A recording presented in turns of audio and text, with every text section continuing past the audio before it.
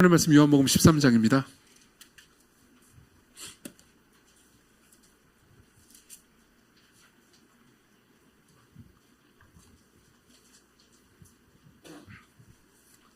(31절부터) (35절까지) 말씀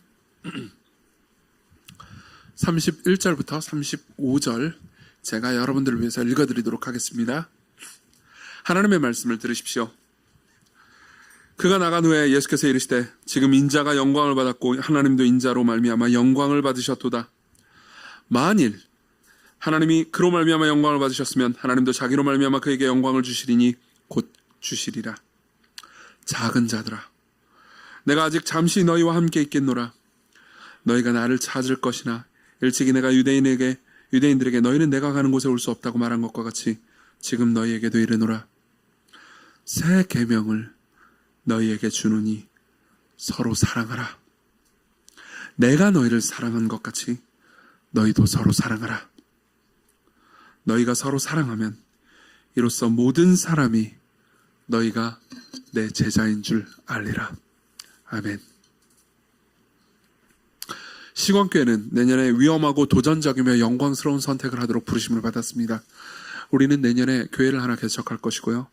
그리고 그것을 준비하기 위해서 이 가을과 겨울에 공동체적인 변화를 추구하려고 합니다. 우리 공동체는 이제 서서히 아마도 내년 초, 내년 중순까지 여러 가지 변화를 겪게 될 겁니다. 시스템이나 구조의 변화도 조금씩 겪게 될 겁니다. 이제 우리가 2주 전에 집사님들, 예비 집사님이 될 분들과 여기 참여하신 분들도 계시죠? 교육을 했고요. 그리고 이제 여러 가지 새로운 시스템들이 생겨서 서로가 서로를 섬길 수 있는 좋은 것들이 또 많이 생길 겁니다. 그리고 이제 다양한 소그룹이나 이런 거에 있어서 변화도 조금씩 생길 거라고 생각합니다. 여러분들이 서서히 보게 될 겁니다. 그렇지만 그것은 아주 제가 생각할 때 제일 중요한 변화는 아닙니다. 우리가 추구해야 하는 변화는 올 가을과 겨울 그리고 내년까지 우리가 추구하는 변화는 우리의 내면의 변화입니다.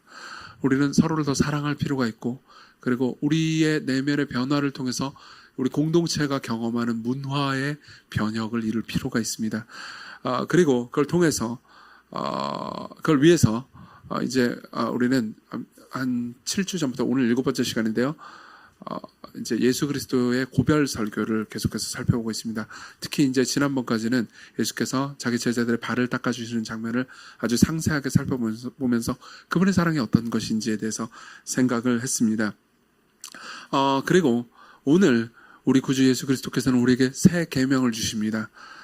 그리고 그 새 계명은요, 제자들끼리, 예수 그리스도를 믿는 제자들끼리 서로 사랑하라는 명령이죠.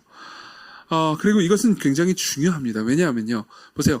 이제 예수께서는요, 예수께서 십자가에 못 박히시기 직전에 마지막 날 밤, 최후의 만찬 자리에서 제자들을 향한 마지막 제자훈련 교육을 하고 계십니다.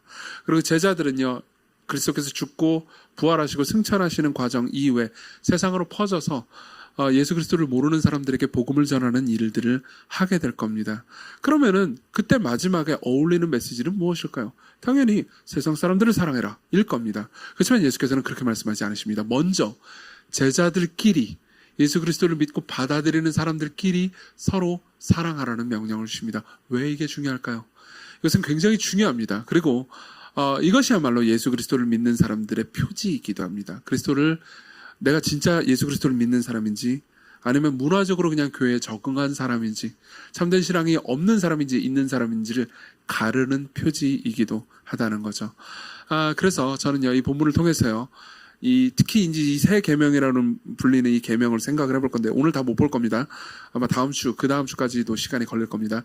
네, 보게 될 건데요. 먼저 첫 번째로는요, 그리스도인의 표지, 그러니까 내가 참된 그리스도인인지 아닌지를 가를 수 있는 첫 번째 표지로서의 사랑에 대해서 이야기를 할 겁니다. 그리고 두 번째로는요, 그렇게 이웃을, 그리고 형제자매를 서로를 사랑할 수 있도록 우리에게 베풀어주는 능력이 무엇인지 알려드릴 건데요. 그 능력이 그리스도의 영광이라고 말씀드릴 겁니다. 아마 이 그리스도의 영광이라고 하면 여러분들이 추상적으로 느낄 분들이 꽤 계실 거라고 생각합니다. 하지만 제가 할 수 있는 한 추상적인 개념을 여러분들이 이해하기 쉽게 설명을 해보도록 하겠습니다. 첫 번째로는요, 사랑이고요. 두 번째로는 영광입니다. 하나씩 보도록 하죠. 35절을 보겠습니다. 35절은요. 예수께서 이렇게 말씀하십니다. 너희가 서로 사랑하면 이로써 모든 사람이 너희가 내 제자인 줄 알리라 라고 말씀하십니다. 너희들이 서로 사랑한다면 나를 믿지 않는 사람들도 너희들을 보면서 너희들이 내 제자, 예수 그리스도의 제자임을 보게 될 것이다 라고 이야기를 하시는 겁니다. 바꿔서 얘기해 볼까요? 예수님께서는 지금 이렇게 얘기하고 계십니다. 이 세상 사람들은 나를 믿지 않는다. 이 세상 사람들은 내가 왕이고 주고 그리스도이심을, 내가 신인 동시에 사람임을 받아들이거나 믿지 않는다. 그렇지만 너희들이 서로 사랑한다면 세상의 사람들은 너희들을 보면서 나를 보게 될 거다. 너희들을 보면서 내가 말한 모든 메시지들이 사실이고 진리라는 것을, 그리고 너희들이 정말로 나를 믿고 있다는 것을 확인하게 될 것이다. 이렇게 이야기를 하는 거죠. 이건 굉장히 중요한 부분입니다. 왠지 말씀드리겠습니다. 프란시스 셰퍼라는 사람이 있습니다. 이 사람은 20세기의 목회자였고요. 그리고 라브리 공동체라는 이제 스위스를 비롯한 여러 곳에서 신앙이 없는 사람들을 복음으로 이끌면서 예수 그리스도를 만나게 하는 굉장히 중요한 변증적인 공동체를 세계 곳곳에 세웠습니다. 그리고 이 프란시스 셰퍼가 이제 한 사역은 굉장히 놀라운 열매를 맺었습니다. 셰퍼는 그러니까 어떤 의미에서 20세기의 기독교인 중에서 가장 탁월한 지성이라고 불릴 만큼 손색 없는 이성을 가졌습니다. 그런 그러니까 굉장히 훌륭한 변증가였고요. 그리고 저도 프란시스 셰퍼로부터 굉장히 큰 영향을 받았습니다. 그러니까 기독교가 정말로 믿을 만한 가르침인지, 그리고 무신론과 기독교를 비교해서 정말 기독교가 훨씬 더 합리적으로 이 모든 세상을 설명해 주는지, 기독교의 모든 진리들, 특히 기독교가 주장하는 모든 기적들에 관한 메시지들은 진짜 우리가 믿고 받아들일 만한 사실인지에 대해서 이성적이고 굉장히 합리적으로 변증을 해낸 거죠. 저도 굉장히 거기로부터 영향을 많이 받았습니다. 근데 셰퍼가 쓴 책 중에서는요, 그리스도인의 표지라는 아주 짧은 책이 있습니다. 우리나라 말로도 번역이 됐습니다. 그 책에 보면요, 그러니까 셰퍼는 우리가 읽은 이 본문 있잖아요. 이 본문을 해설하고 적용해주는 이야기를 해줍니다. 그러면서 이렇게 얘기해줍니다. 예수 그리스도를 대해서, 그러니까 기독교에 대한 최후의 변증은, 기독교에 대한 최후의 변호는요, 서로 사랑하는 것이라고 말합니다. 기독교에 대한 최후의 변증은요, 서로 사랑하는 거라고 말합니다. 제가 읽어드리죠. 본문의 요점은, 우리가 읽은 본문을 해설하는 겁니다. 본문의 요점은 만일 어떤 그리스도인이 다른 진정한 그리스도인에게 사랑을 표현하지 않는다면 세상은 그를 그리스도인이 아니라고 판단할 권리가 있다는 것이다. 여기서 예수님은 훨씬 더 예리하고 심오한 다른 그 무엇을 말씀하신다. 세상이 진정한 그리스도인들의 하나됨의 실상을 보기 전에는 하나님께서 아들을 보내시고 아들을 보내신 것과 예수님의 주장의 진실하심과 기독교의 진실성을 그들이 믿도록 기대할 수가 없다. 이게 무슨 말입니까? 기독교인들이 서로 사랑하는 것을 세상이 보기 전까지는요, 기독교인들이 믿는 메시지가 진짜 진실인지를 확인하는 것이 불가능하다는 얘기를 하고 싶은 겁니다. 자, 이게 무슨 말인지 좀 설명해 드릴게요. 이거는요, 그러니까 이성적이고 합리적이고 논리적으로 기독교를 변증하는 데 있어서 당대 최고였던 신학자가 한 말입니다. 정말 많은 청년들이 셰퍼와의 대화를 통해서 기독교가 이성적이고 합리적으로 이해할 만한 것이고 받아들일 만한 것이라는 것을 알았습니다. 그리고 셰퍼의 사역을 통해서 많은 사람들이 예수 그리스도를 받아들였습니다. 그러면 어떻게 기독교를 변증해야 되나요? 라고 셰퍼한테 물으면요, 제가 기독교 변증학을 가르쳐 드리겠습니다. 무신론자들이 이런 얘기를 하면 이런 식으로 대답하십시오. 이걸 기대하기 쉬울 겁니다. 그렇지만 셰퍼는 그렇게 말하지 않습니다. 우리가 세상에서 예수 그리스도를 변증하는 최후의 가장 중요한 방법은 여러분들이, 예수 그리스도를 믿는 여러분들이요, 서로 사랑하는 겁니다. 이렇게 말한 겁니다. 셰퍼는 아까 제가 인용해드린 말에 좀 약간 어려운 버전으로 이야기했지만 제이어스는 조금 더 쉬운 버전으로 말합니다. 제이어스의 노래 중에서 여러분 그거 아세요? Love never fails. 그죠? 사랑은 안 부를게요. 사랑은 오래 참고 자신을 내어주며, 그 다음 가사 뭔지 아세요? 맞아요. 서로 사랑할 때 세상은 세상은 주를 봅니다. 그때 우리가 서로 사랑할 때요, 세상은 예수님을 봅니다. 사랑은 절대 지지 않네. 바꿔서 말하자면요, 우리가 변증이라고 불리는, 제가 변증이라고 말하는 그 활동 있잖아요, 그건 부차적이라는 겁니다. 그건 1차원적이지 않습니다. 여러분, 제가 변증을 무시하는 것이 아니라는 것을 알아주십시오. 저는 한편으로는 제가 목사이기도 하지만 또 다른 한편으로 저는 저 스스로를 기독교 변증가라고 생각하고 있습니다. 제가 설교를 할 때도요, 여러분들에게, 그러니까 기독교가 이성적이고 믿을 만한지 합리적인지 여러 번 이야기를 이성적인 변증으로 설명을 해드리려고 노력을 많이 하고 있습니다. 그리고 여러분들이 기독교에 대해서 질문이 있다면요, 언제든지 저한테 질문하실 수 있고 저는 최선을 다해서 대답을 해드릴 수 있습니다. 그것이 여러분들에게, 그러니까 기독교인들에게 있어서 도전적이고 그리고 어려운 질문이라 하더라도 저는 기꺼이 받을 준비가 되어 있습니다. 그렇지만 기독교인들이 기독교에 대한 변증, 기독교인이 아닌 분들이 기독교에 대한 변증을 듣고 예수 그리스도를 보는 건 아니라는 겁니다. 아니라는 겁니다. 물론 변증이 중요합니다. 성경의 명령이기도 해요. 베드로전서 3장 15절은 이렇게 말합니다. 너희 속에 있는 소망에 관한 이유를 묻는 자에게는 대답할 것을 항상 준비하라고 말합니다. 누군가 우리에 대해서, 우리가 믿는 소망, 우리가 믿는 예수 그리스도에 대해서 묻는다면요, 대답할 걸 준비해야 됩니다. 그것도 온유함과 두려움으로 하라고 말합니다. 그러니까 변증은 중요합니다. 지적으로, 이성적으로 변증을 아는 건 중요합니다. 여러분들이 저한테 변증을 어떻게 해야 되는지 가르쳐달라고 묻는다면 저는 클래스를 열어드릴 수 있습니다. 이미 열어드린 적도 있고요. 하지만 그걸 통해서 사람들이 예수 그리스도를 보는 것은 아니라는 거죠. 그럼 여러분들 물어볼 수 있습니다. 어떻게요? 어떻게 사람들은 우리가 서로, 그리스도인들이 서로 사랑하는 것을 보고 예수님을 만나게 되는 겁니까? 그리스도인들이 서로 사랑하는 것을 보면서 기독교의 신빙성을 어떻게 받아들일 수 있게 되는 겁니까? 라고 물을 겁니다. 34절을 봅시다. 34절은 예수께서 제자들에게 주신 계명입니다. 새 계명을 너희에게 주노니 서로 사랑하라.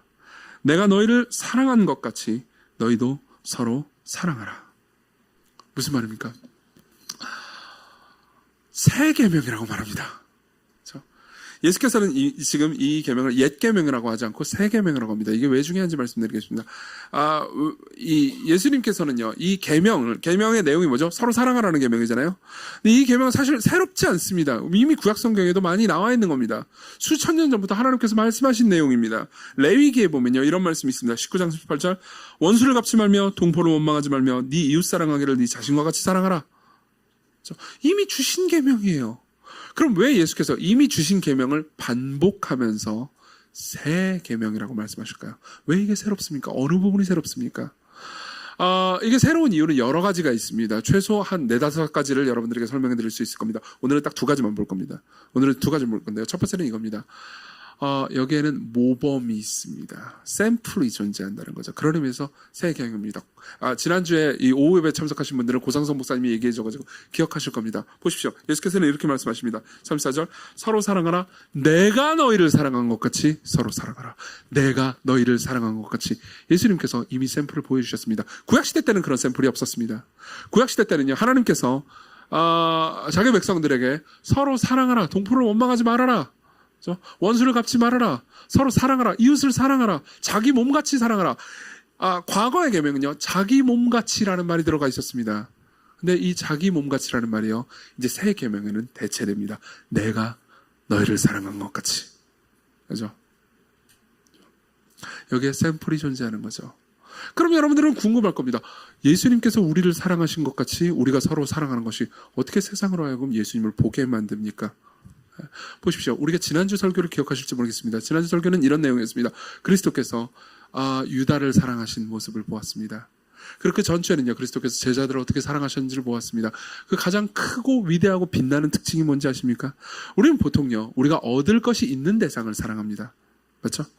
그리고 우리가 누군가를 사랑할 때 그로부터 얻는 것이 아무것도 없다면 우리는 사랑하기를 포기해버리거나 그만둡니다. 우리는 보통 아름다운 사람들을 사랑합니다. 왜냐하면 아름다운 사람을 보면서 느끼는 심미적 만족이 있습니다. 즉 내가 얻는 게 있죠. 힘 있는 사람들을 사랑합니다. 그걸 통해서 내가 얻을 수 있는 게 있으니까요. 지적이고 대화가 잘 되고 성품이 좋은 사람을 사랑합니다. 그걸 통해서 내가 느낄 수 있는 안정감과 지적 만족이 존재하거든요. 그렇죠? 근데 내가 사랑해도 얻을 게 아무것도 없는 사람은요, 사랑할 수 없죠. 그리고 예수님은요, 유다를 사랑하셨습니다.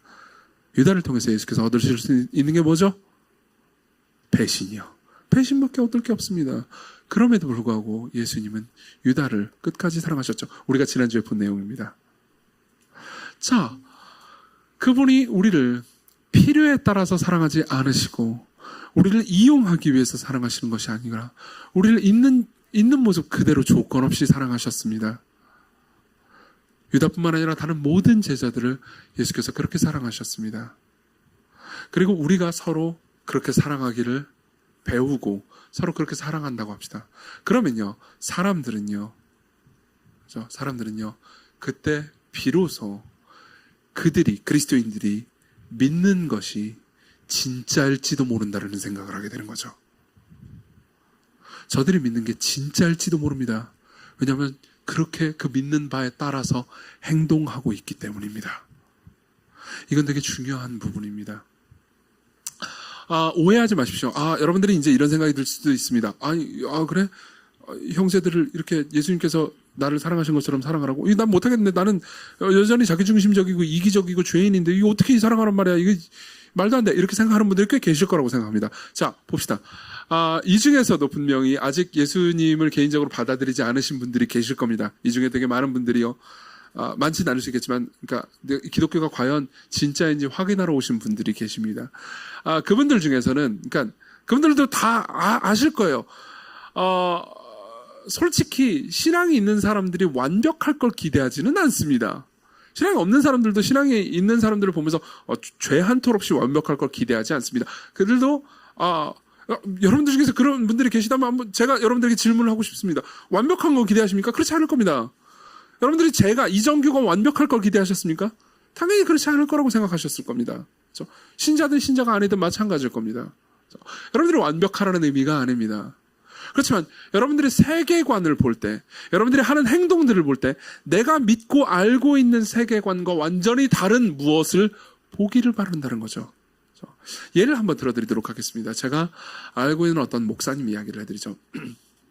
이 목사님이 저보다 이제 몇 살 어린 목사님입니다. 근데 저보다 몇 살 어린 목사님 중에서도 제가 굉장히 존경하는 분입니다.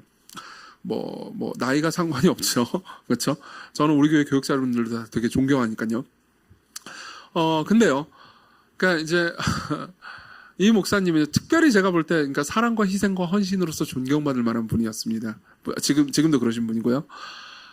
이분은 지방의 굉장히 작은 교회로 부임해가지고 헌신적으로 사역하시고 있습니다. 몇 년 전부터 그렇게 사역을 하고 계세요.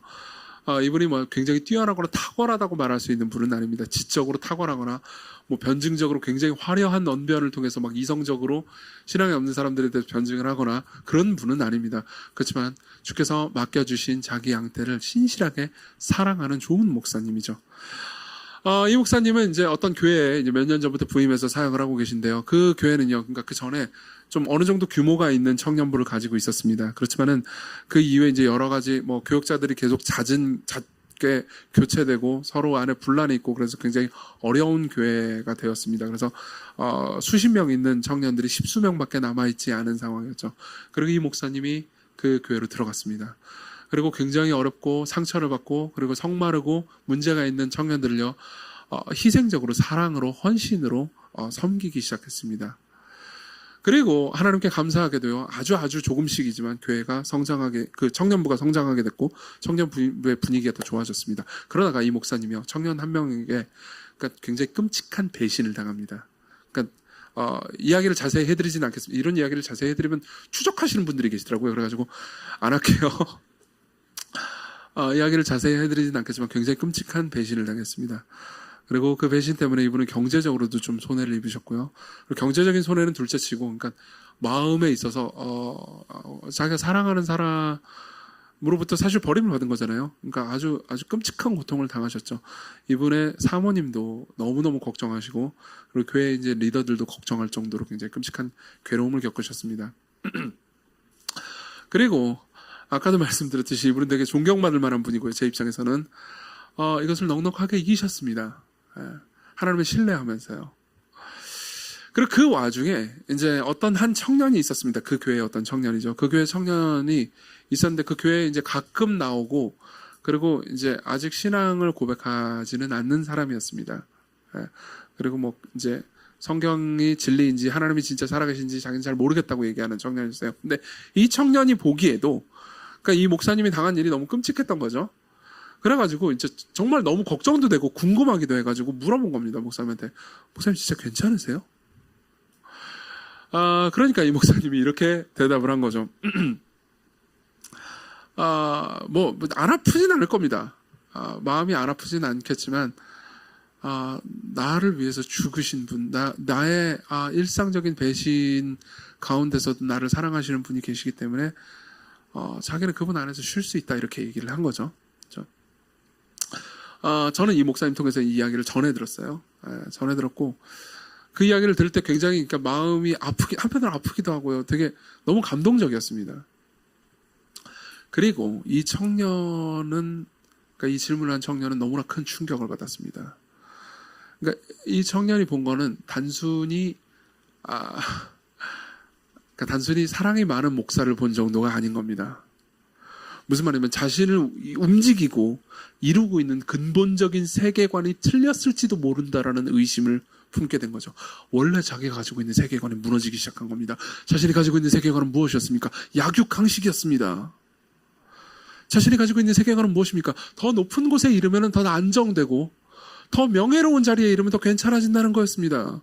더 힘이 있어지기를 바란다는 겁니다. 그렇죠? 힘이 생겨야 이 세상 살만하다라는 세계관이었습니다. 근데 너무나 무력한 한 사람이 있습니다. 그리고 나서 이 청년 안에 이런 생각이 들었다고 합니다. 제가 이 부분의 이야기를 전해드리면서 저도 울지 않을 수가 없더라고요. 그 목사님이 통해서 전해들었는데요. 이 청년이 이런 이야기를 한 거죠. 이 목사님은 자기가 말하고 있는 이야기를 진짜로 믿고 있는 것 같다. 그러면 나는 내가 믿고 있는 세계가 거짓일지도 모른다라는 위험 앞에 서 있는 거죠. 만일 이 목사님이 믿고 있는 예수 그리스도가 진짜 신이라면, 이 예수 그리스도가 진짜 하나님이고 모든 걸 통치하는 분이 맞다면, 이 예수 그리스도가 죄인들을 위해서 십자가에 못 박혀 죽고 부활한 것이 진짜 맞다면 자기는 정말 위험한 상태인 겁니다. 그리고 이 목사님의 사랑을 볼 때 이 이야기가 진짜 맞을지도 모른다라는 두려움에 휩싸이게 된 거죠. 여러분 보십시오. 그 이후의 이야기는 감사하게도 이분은 몇 달이 지나고 나서 세례를 받았습니다. 이게 바로 우리 교회가, 시건교회가, 그러니까 어떤 교회가 되어야 하느냐에 대한 답입니다. 지난 6월 달에요. 제가 여러분들에게, 그러니까 내년에 우리 교회가 무엇을 할 건지에 대해서 오후 예배 때 브리핑을 해드렸습니다. 우리 교회는 개척을 할 거고요. 내년에, 홍대부터 신촌 근처에 어떤 한 교회를 개척하게 될 거고요. 거기서 신앙이 없는 사람들에게 복음을 전하고 그들을 예수 그리스도께로 이끄는 교회가 될 겁니다. 굳이 꼭 이제 신촌에 있는 교회만 그런 게 아니고요. 여기 있는 구로 디지털 단지에 있는 교회도 그런 식으로 그러니까 변화되어 갈 겁니다. 그렇게 얘기를 하고요. 그 다음에 제가 무슨 구체적인 계획을 여러분들한테 말씀드린 적이 없잖아요. 그렇죠? 뭐 약간 타임라인 정도는 알려드렸지만 그 이후로 항상 설교 시간에 내년에 우리 개척한다라는 얘기하고 거기와 직접적인 상관이 없는 뭐 그리스도께서 여러분들의 발을 닦았습니다. 발을 내놓으세요. 뭐 이런 얘기만 하고 있었잖아요. 그럼 여러분들이 이제 궁금해할 만한 분들이 꽤 계실 겁니다. 그리고 궁금해하면 저한테 물어보죠. 여러분들 중에 많은 분들이 이미 저한테 많이 물어봤습니다. 그러니까 뭐 이런 거죠. 거기 누가 가요? 그렇죠? 뭐 아직 잘 모르겠어. 뭐 갈지도 모르고 하여튼 뭐 아직 잘 모르겠어. 그럼 뭐 이렇게 어떤 계획을 가지고 계세요? 말했잖아. 나 9월까지 기도만 한다니까. 그럼 이제 답답하죠. 답답하죠. 그럼 이제 항상 묻는 게 있습니다. 뭐 누가 가요? 뭐 그런 게 있잖아요. 여러분들 중에서도 누가 가면은 그 사람이 가면 나도 따라가야 되나부터 시작해가지고 가면 내가 민폐가 아닐까부터 시작해가지고 별의별 생각들이 다 들잖아요. 그리고 나서 이제 저한테 이제 진짜 궁금한 걸 얘기하는 때 시간이 옵니다. 저한테 이제 물어봅니다. 여러분 중에 많은 분들이 저한테 그걸 물어봤어요. 가면 뭐 해요?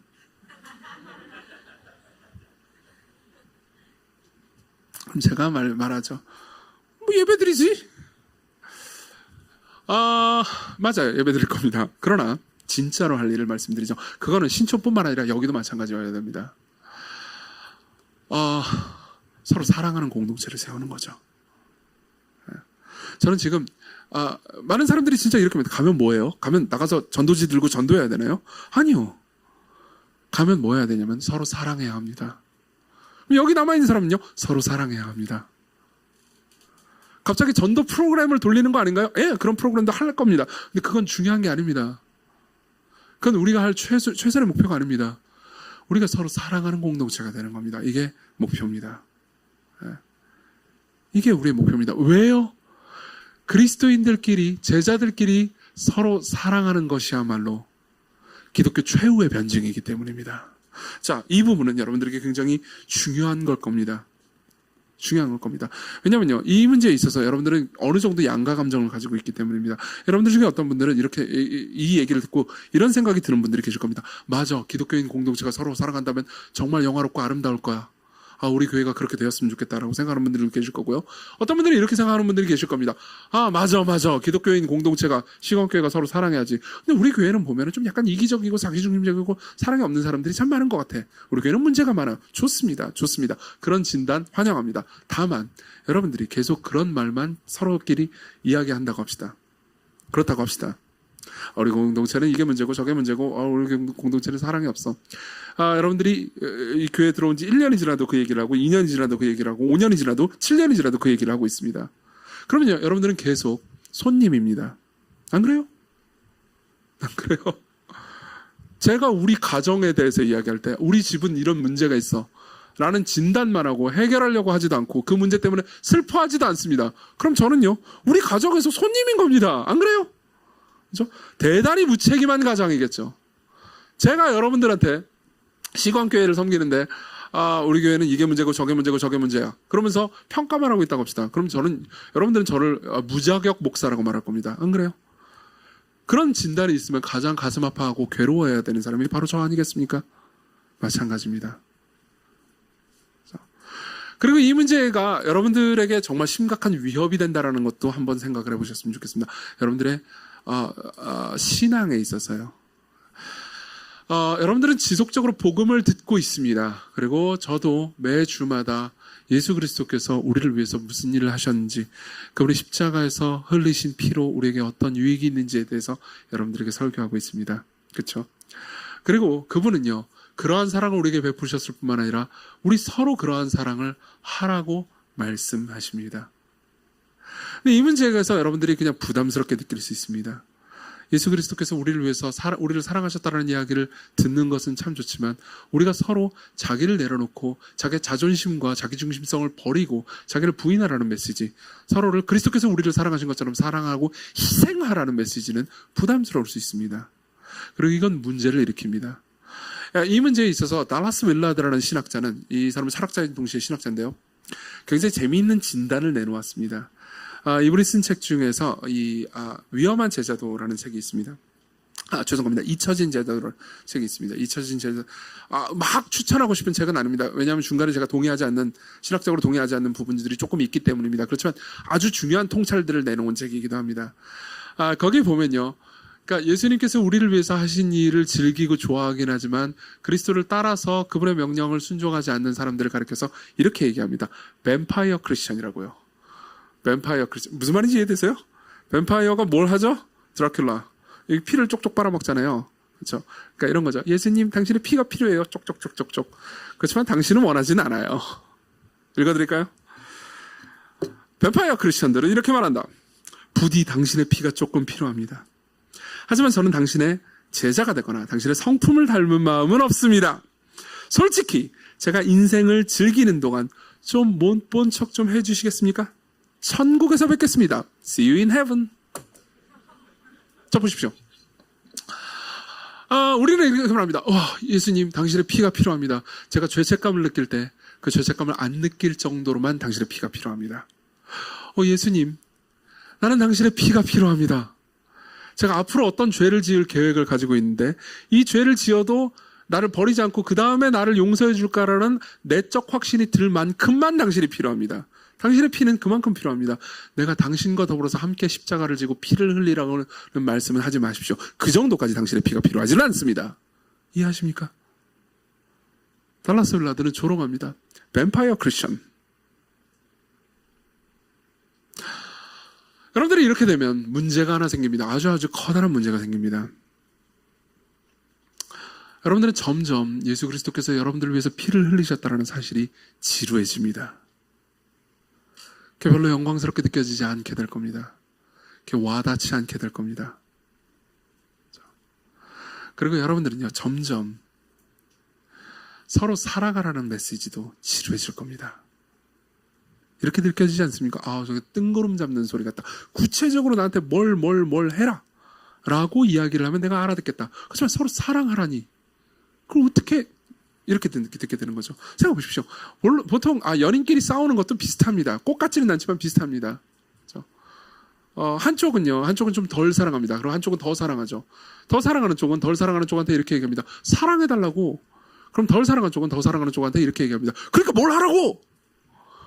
리스트를 짜줘! 그럼 내가 그대로 해줄게! 무슨 말인지 이해되십니까?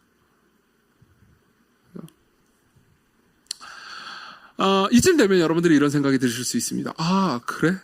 근데 나는 여전히 뱀파이어 크리스천인 것 같은데. 그죠? 그럼 내가 어떻게, 그분이 나를 위해서 하신 일을 기뻐할 뿐만 아니라 내가 형제자매를 희생적으로 사랑할 수 있는 힘과 용기, 능력을 얻게 되는 거지? 이런 질문이 들 수 있죠. 그 다음으로 넘어가겠습니다. 그리스도인의 능력입니다. 그리스도의 능력은 예수 그리스도의 영광으로부터 옵니다. 설명해드리죠. 다시 한번 새 계명이라는 말을 생각해 봅시다. 아까 제가 이런 말씀드렸습니다. 새 계명이라는 말은요, 한편으로는 모델이 있기 때문에 새로운 계명이라고요. 똑같은 내용이긴 하지만 모델이 있습니다. 근데 또 다른 측면에서 새 계명은요, 능력을 줍니다. 과거의 계명과 달리 능력을 주는 계명입니다. 무슨 말인지 설명해 드릴게요. 예를 한번 들어보겠습니다. 이 예가 적절할지는 잘 모르겠습니다. 제가 이제 직장 생활을 할 때요, 처음에 직장을 들어갔는데 3개월인지 6개월인지 기억이 안 나는데 아마 3개월이었던 것 같아요. 3개월 동안 인턴 생활을 했습니다. 그 회사에서요. 그러니까 비정규직이었던 거죠. 그러면서 이제 나중에 결국 뭐 다 정규직으로 전환시켜주긴 했는데, 그러니까 처음에 3개월 들어갔을 때 겁내 겁을 줬어요. 뭐 너희 중에 뭐 일부만 정규직이 될 거다. 3개월 후에 집에 갈 수도 있다. 뭐 똑바로 해라. 열심히 해라. 겁을 엄청 준 거예요. 그러니까 이게 천신만고 그때 직장에 합격했는데 이제 나 잘리면 안 되잖아요. 그러니까 이제 겁을 많이 먹었을 거 아닙니까? 그래가지고 이제 열심히 직장생활 겁내 열심히 했어요. 그래서 막 9시에 출근인데 7시까지 가고 막 그랬단 말이에요. 그러고 나서 막 진짜 죽도록 일하고 막 점심시간에도 막 일하고 막 이래가지고 잘 한 건 없지만 어쨌든 그랬단 말입니다. 그럼 그럴 때 이제 있으면 이제 뭐 높으신 분도 있지만 뭐 바로 윗분이 저한테 막 물 떠와라 그러면 물도 막 총알같이 가가지고 떠오고 그랬어요. 물 많이 떠오라고 했어요. 뭐 커피 타와라, 물 떠와라, 뭐 그땐 그런 시기였어요. 예. 근데 이제 3개월이 지났어요. 3개월이 지나고 나서 이제 결국 정규직이 됐습니다. 엄청 겁을 줬는데 3개월 지나고 나서 정규직이 되니까 이제 마음의 안도감과 굉장히 기쁨이 생기더라고요. 그러면서 또 동시에 이게 꼭 좋은 건지는 모르겠는데 3개월이 지나자마자 애사심이 생겼습니다. 갑자기 뜻밖해요. 그러니까 왜 애사심이 생겼냐면은 사실 3개월 동안 저를 학대한 거잖아요. 어떤 의미에서 보면은. 그죠? 그러니까 희망 고문을 한 셈이잖아요. 그러면 이제 화가 날 법도 한데 어쨌든 간에 그때 제가 뭐 학대를 당해서 그랬는지 어쩐지는 모르겠지만 3개월 지나고 나서 애사심이 갑자기 폭발하더라고요. 왜 폭발하냐면은 그러니까 3개월 동안은 내가 이 회사의 일부라는 생각이 안 드는 거죠. 난 언제 잘릴지도 모르고. 그러니까 나는 그들 중에 하나가 아닌 거예요. 근데 3개월이 지나고 나서 내가 그들 중에 하나가 됐어요. 예. 명함도 그때 만들어주더라고요. 짜증나게. 그 명함 얼마나 한다고. 예. 그러니까 딱 이게 명함 딱 받고 하니까 어떤 생각이 듭니까? 애사심이 막 폭발하는 거죠. 그러니까 어떻게 되냐? 물 떠오라는 명령이 다르게 들립니다. 새 계명이 된 거죠. 왜요? 애사심이 생겼으니까요. 자, 봅시다. 이게 꼭 적절한 예화인지는 모르겠습니다. 하지만 여기에는 어떤 특징이 있습니다. 내가 신분과 내 지위와 내 상태가 변함으로 말미암아서 똑같은 명령도 다르게 들리는 거죠. 그죠? 이런 의미에서 새롭습니다. 왜 그런지 말씀드리겠습니다. 여기서 새 언약이라고 말할 때 새라고 번역된 이 단어 있잖아요. 이 단어는 독특한 단어입니다.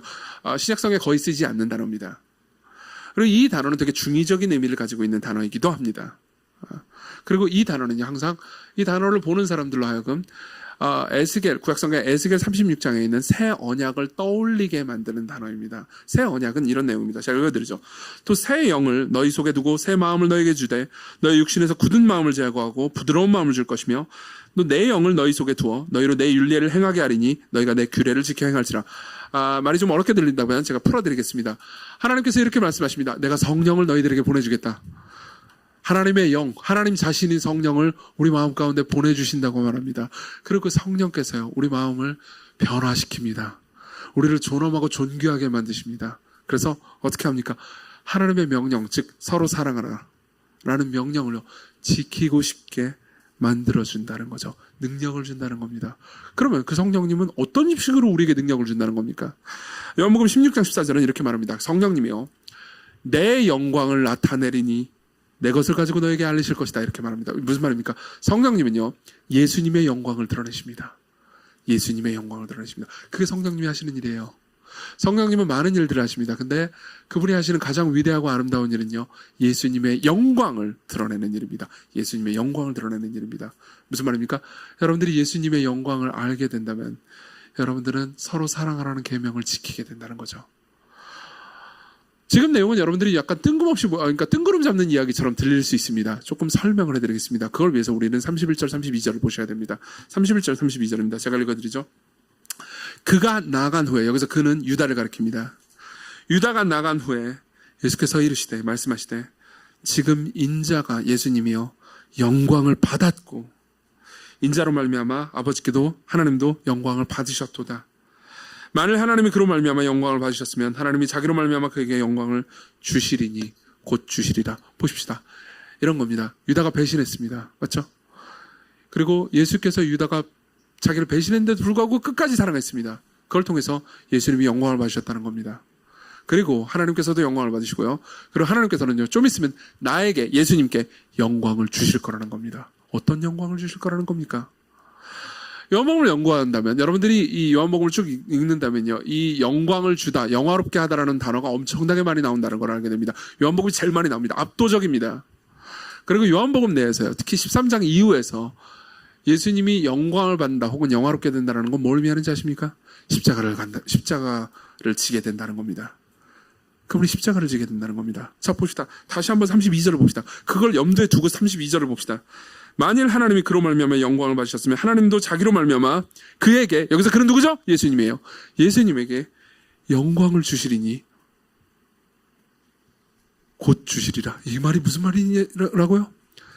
하나님이 그에게, 예수님에게 십자가를 주실 건데 곧 주실 거다.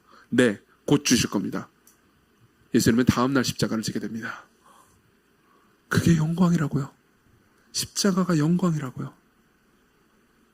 영광이라는 게 뭘까요? 영광이라는 말은 우리 많이 쓰지만 이 뜻을 정확히 잘 모르는 단어입니다. 조나단 에드워즈는 이 영광이라는 단어를 성경 전체에서 엄청나게 많이 성경 전체의 가르침들을 다 추적해가면서 영광이라는 단어의 의미를 요약합니다. 여러 가지로 요약하는데 그 요약한 걸 또 요약하자면, 그러니까 에드워즈가 요약한 걸 제가 또 요약해드리는 거예요. 요약하자면요 두 개입니다. 하나는요 아름다움이고요, 하나는 힘입니다. 아름다움과 힘. 아름다움이 볼 때 우리는 영광스럽다고 느낍니다. 여러분 보십시오. 영화를 감독하거나 영화를 본 사람들은 다 이 아름다움의 장면을 알고 있습니다. 보세요. 여러분들이 어떤 영화 같은 거 보면요 남자 주인공 혹은 여자 주인공이 등장하는 장면이 나옵니다. 맞죠? 그죠?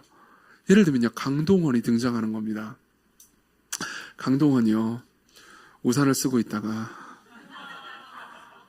벌써요? 우산이 딱 사라집니다. 그리고 영광이 드러나는 거죠. 맞죠? 뭐 여자 주인공도 이런 식으로 나타나는 장면들이 꽤 많습니다. 영화 감독은요 이 영광스러운 장면을 위해서 상당히 노력을 기울일 겁니다. 그렇죠? 미장센이나 여러 가지 것들을 신경을 되게 많이 쓰겠죠. 예. 이걸 우리는 영광이라고 말합니다. 너무너무 멋있는 사람이 등장할 때, 그렇죠? 너무너무 아름다운 사람이 등장할 때 우리는 그러니까 무언가 영광을 봅니다. 혹은 힘입니다. 굉장히 강력한 무엇, 굉장히 위험차고 위대한 무엇, 영광스럽다고 느낍니다. 크고 위대하고 강한 것. 제가 예전에요 저는 굉장히 그러니까 중고등학생 때 아주 작은 교회 찬양팀에서 찌그락짜그락 조금씩 그러니까 찬양하는 것만 보다가 제가 대학교 1학년 때 처음으로 대학교 1학년 때가 아니었나? 대학교 1학년 때였던 것 같아요. 그래서 거대한 찬양 집회 간 적이 있었거든요. 막 악기가 막 20개는 되는 것 같아요. 예. 그리고 그때 이제 하스테반 선교사님 이런 분이 계셨는데 모르는 게 당연해요. 제 나이 또래의 그적이거든요. 그런 분들이 막 할렐루야 그러면 막 아멘 막 그러고 그 스케일에 되게 놀란 적이 있었습니다. 굉장히 강력했죠. 예. 제 생각에 그때 되게 영광스럽다고 느꼈습니다. 자, 우리는 보통 이걸 영광이라고 생각합니다. 아름답거나 강하거나, 맞죠? 근데 십자가를 보십시오. 십자가의 어디에 아름다움과 강함이 있습니까? 예수 그리스도는 베르베라치오라고 불리는 로마인들이 만든 아주 잔혹한 가죽 채찍에 아마 40대 정도를 맞으셨을 겁니다. 그 가죽 채찍의 끝에는요, 납조각이나 동물의 뼈조각이 붙어 있어서 치잖아요. 그러면은 살점이 다 떨어져 나갔습니다. 그분이 쓰신 가시 대추 야자로 만든 면류관은요, 약 15cm에서 30cm 길이의 가시로 이루어져 있고요. 그것을 꾹 눌렀을 때 종종 뇌까지 가시가 침범해서 실명하는 경우가 다반사였습니다. 그리고 얼굴은요, 피로 뒤덮이게 되죠. 예수 그리스도께서 끌려가셔서 죽도록 맞으시고 그분이 형체를 알아볼 수 없을 정도로 두드려 맞은 다음에 십자가에 달리실 때 그분의 손과 손목과 발이 십자가에 못 박히고 그 과정 중에서 손목과 발의 인대는 늘어납니다. 몸에 힘을 주기 어려운 거죠.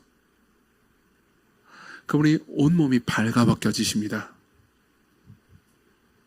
그리고 십자가를 세울 때 그분의 몸에 쇼크가 일어나면서 숨을 쉬기 어려워지고 그리고 내장 안에 있던 장 안에 있던 얼마 남지 않은 오물들이요 다 쏟아져 내려갑니다.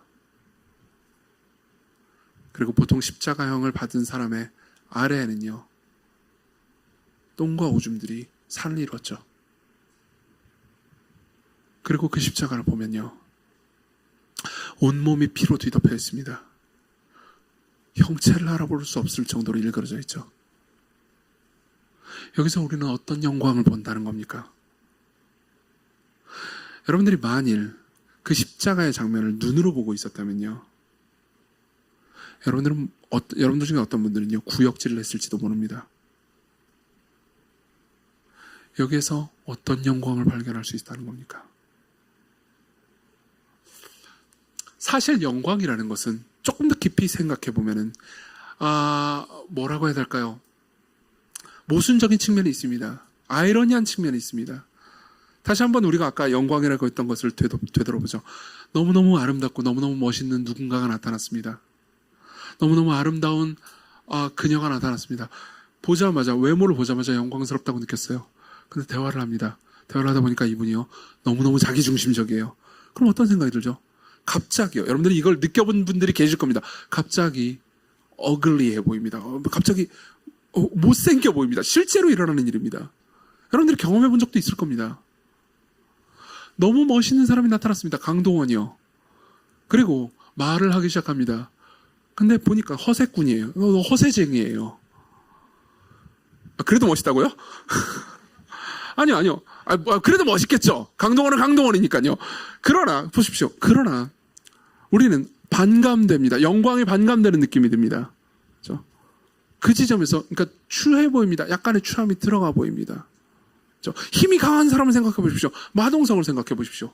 마동석같이 강한 사람이 있습니다. 근데 그 사람이요. 그 강력함을요.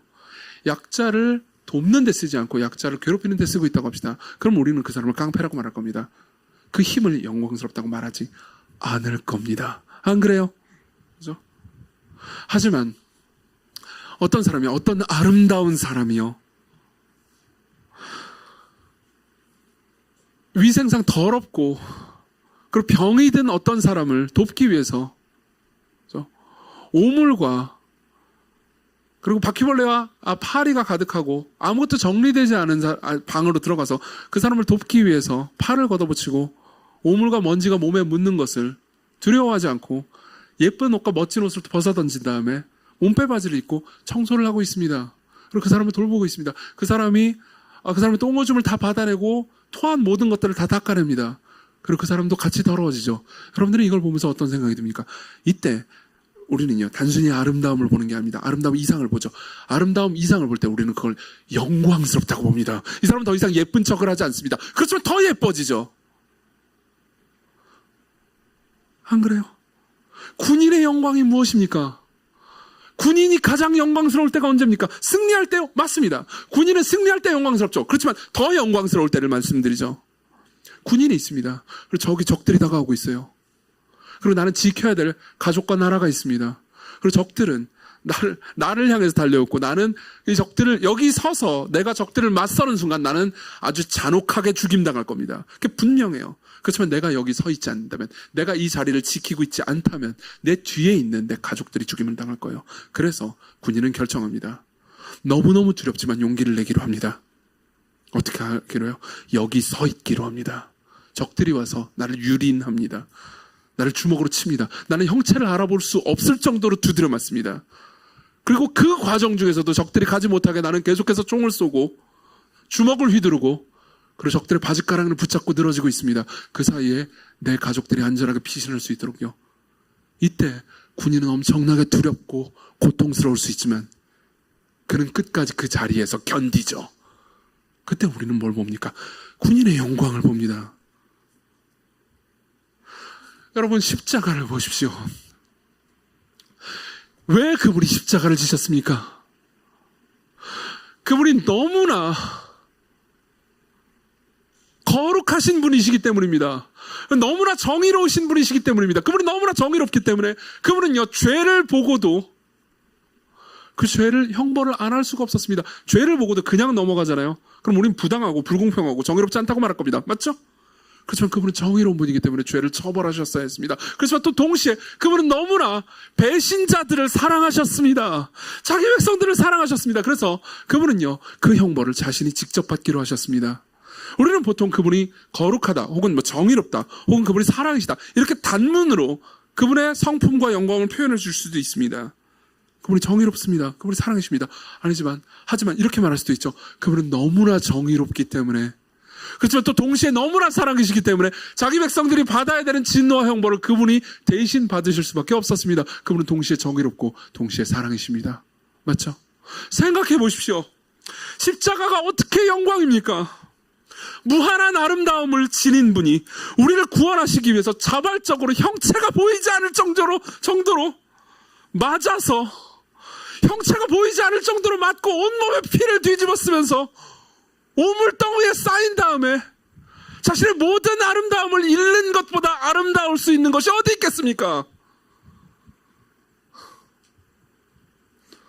온 우주에서 가장 강하신 분이 그분의 말씀 한마디면 12군단의 천사들을 보내서 모든 인류를 쓸어버리실 수 있는 바로 그분이 몇 안 되는 군병들에게 의해서 짓밟히고 채찍에 맞으면서 그 모든 상황을 감내하면서도 자신의 전능함을 숨기실 정도로 약해지신 것만큼이나 강한 게 어디 있겠습니까? 기독교는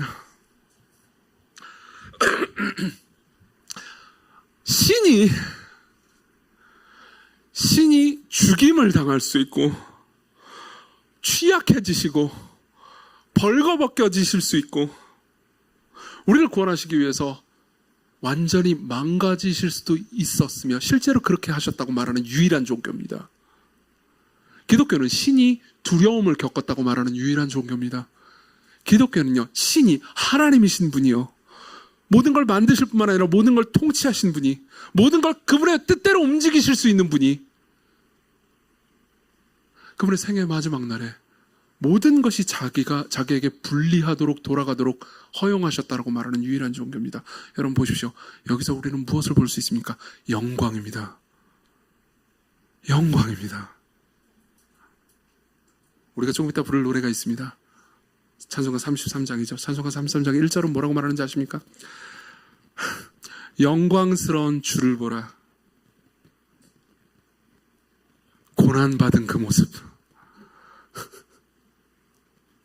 이 찬송가 작사자는 이렇게 말합니다. 자신이 가장 영광스럽게 보이는 그 모습이 고난받은 모습이라고요. 승리하고 오실 때 만민 경배하리라.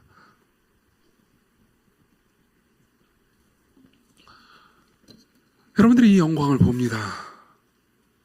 이 영광을 조금씩 매일같이 보기 시작합니다. 자, 무슨 일이 벌어지는지 말씀드리죠. 보십시다. 보통요, 이런 경우가 많습니다. 그러니까 세계관이 변화되는 겁니다. 이런 거죠. 보통요, 대학을 졸업하고요. 대학을 다닐 때까지는 그냥 공부만 하던 어떤 한 친구가요. 대학을 졸업하고 직장에 갔다고 합시다. 그럼요, 그때 뭔가 좀 다른 세계를 만나게 됩니다.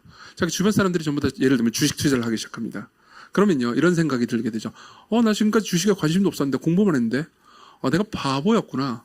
공부해가지고 좋은 직장 들어가봤자 월급 얼마 못 버는구나.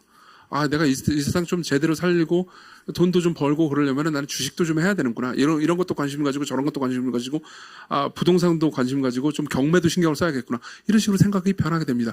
다른 세계를 만나게 되는 거죠. 그러면서 세계관이 조금씩 변화됩니다. 그 변화되는 세계관 안에 있는 분들도 여기 허다하실 겁니다. 그렇죠?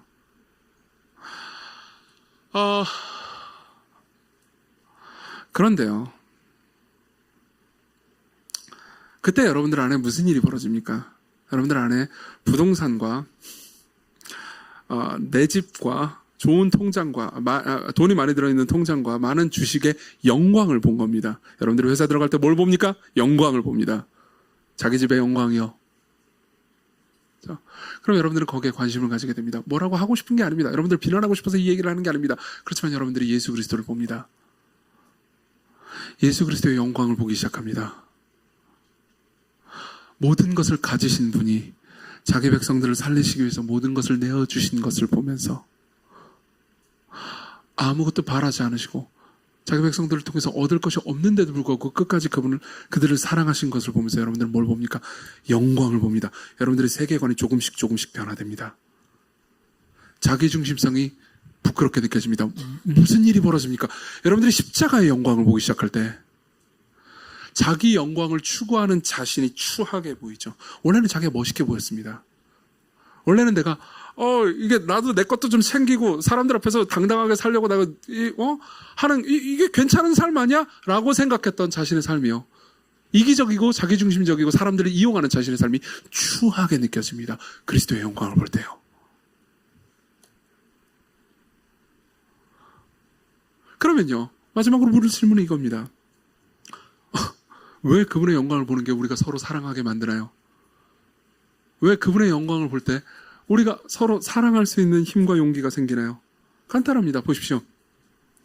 여러분들이 매료된 것이 예수님이기 때문에 여러분들이 예수 그리스도로 말미암아서 마음이 다시 바뀝니다. 재형성됩니다.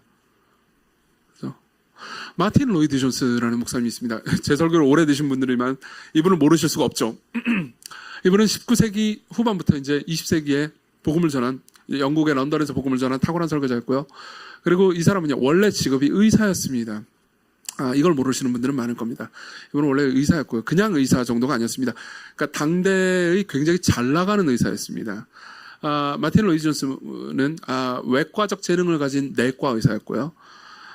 내과적 재능을 가진 외과 의사인지 기억이 안 나요. 하여튼 뭐 둘 중에 하나, 둘 다였어요, 거의. 그리고 제임스 호더라는 사람의 조수였습니다. 제임스 호더는 왕립 의사였죠. 그러니까 당시에 가장 잘 나가는 병원의 가장 훌륭한 교수의 조수였다는 겁니다. 앞길이 창창했어요. 로이 존스가 만나는 사람들은 다 사회적으로 공부도 많이 하고 지적으로 뛰어나고 돈도 많이 벌고 그러니까 사회적인 지위가 되게 높은 사람들이었습니다. 그 사람들과 로이 존스는 여러 가지 이야기를 했습니다. 의학 이야기를 하면 재밌었습니다. 정치 이야기를 해도 재밌었습니다. 지적인 다른 대화를 얘기해도 재밌었습니다. 철학 이야기를 해도 재밌었습니다. 다른 의사 뒷담화를 해도 재밌었습니다. 그러다가 로이 존스 목사님이 그리스도의 영광을 보게 되죠. 이 모든 게 재미없어졌어요. 이 모든 게 재미없어졌습니다. 그리고 로이드 존스 목사님은 설교자로 부르심을 받게 됩니다. 설교자로 부르심을 받는 동안에 굉장히 갈등을 많이 하는데요. 저도 설교자로 부르심을 처음 받았을 때 굉장히 오랫동안 갈등했습니다. 내가 과연 여기에 적합할까? 나 굶어 죽지 않을까? 별 생각을 다 하게 될 거 아니에요? 그리고 에버라본에, 웨일즈에 있는 에버라본이라는 작은 마을에 가서 설교를 하게 될 때가 옵니다. 거기서 10년을 목회하게 돼요, 나중에. 설교를 처음 했는데요. 거기서 설교를 하고 거기 있는 사람들은 자기가 원래 만나던 사회적으로 지위 높거나 똑똑하거나 교육을 많이 받은 사람들이 몰려있는 곳이 아니었습니다. 다 블루칼라 노동자들과 그리고 노인들이 많이 있는 곳이었죠. 거기서 복음을 전하기 시작합니다. 그리고 로이 존스는 알게 됩니다.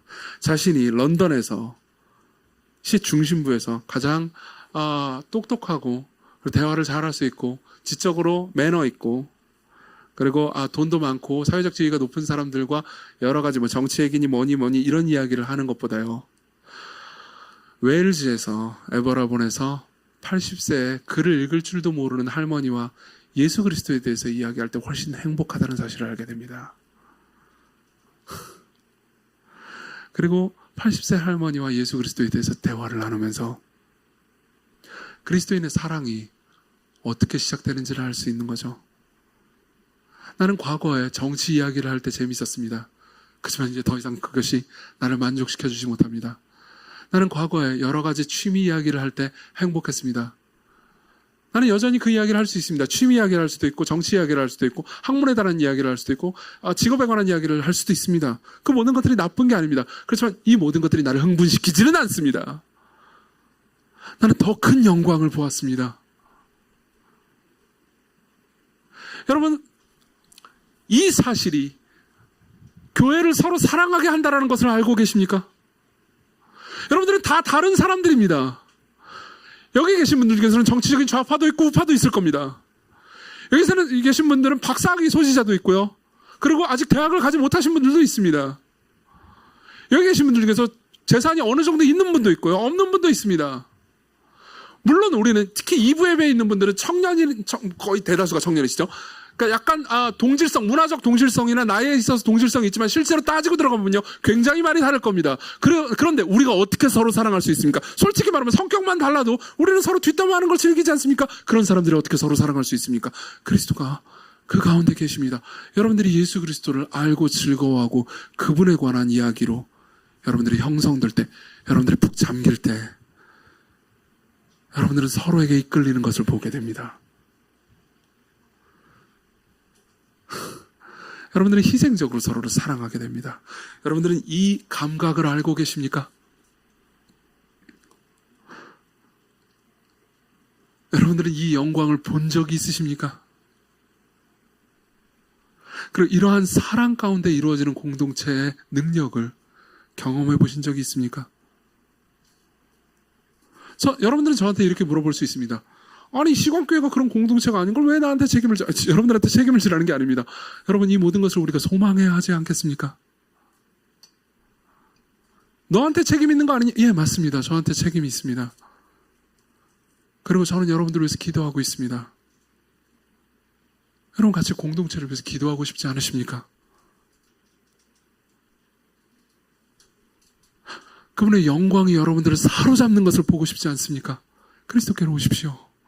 우리 같이 기도합시다.